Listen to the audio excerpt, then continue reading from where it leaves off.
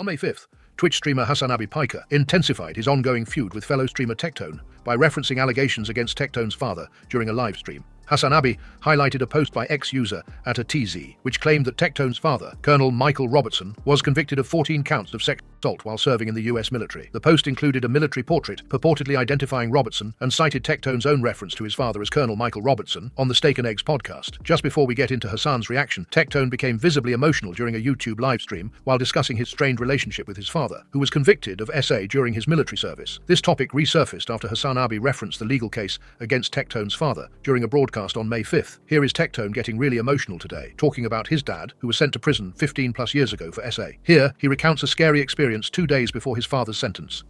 And obviously he took some of the aggression out on me. About 2 days before he got sent to jail, I got back from soccer practice, which I joined because I wanted to make my dad proud.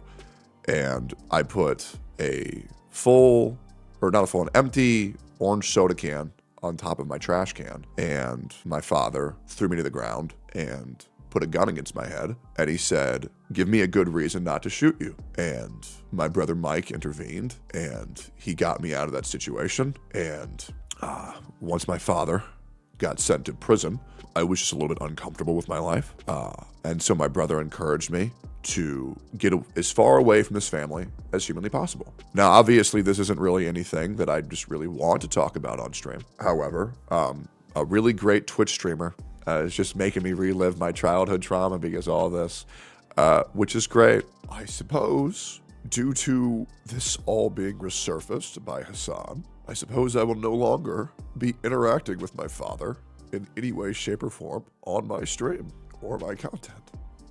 The past 24 hours have been very shocking.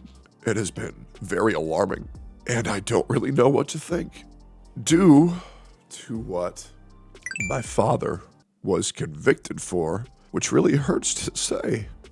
During Hasan's Twitch stream, Hasan reacts to Tectone's father and shares what he thought was hilarious in the following. Bro, that is the craziest. I mean, it's not even a Milkshake Duck style situation, because it's like, for Milkshake Duck to occur, like, this needs to be a beloved figure and not a bald RP himself, right? But what was hilarious about the situation is, like, I didn't know anything about his dad, you know. He literally refers to his dad as Iron Mike, which was also the nickname explicitly referenced in the trial of Michael Robertson. It's pretty obviously his father, LOL. It's not a surprise, considering the history of abuse that runs in his family. Like, this man has, I guess, epigenetic memories of, and he had to do it, you know?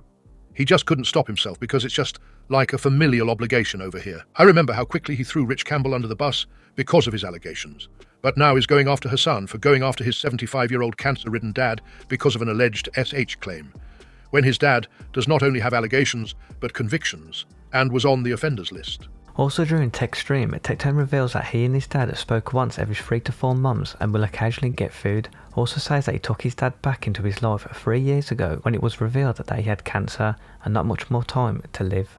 But he told me that he has cancer and he doesn't think that he has much time left.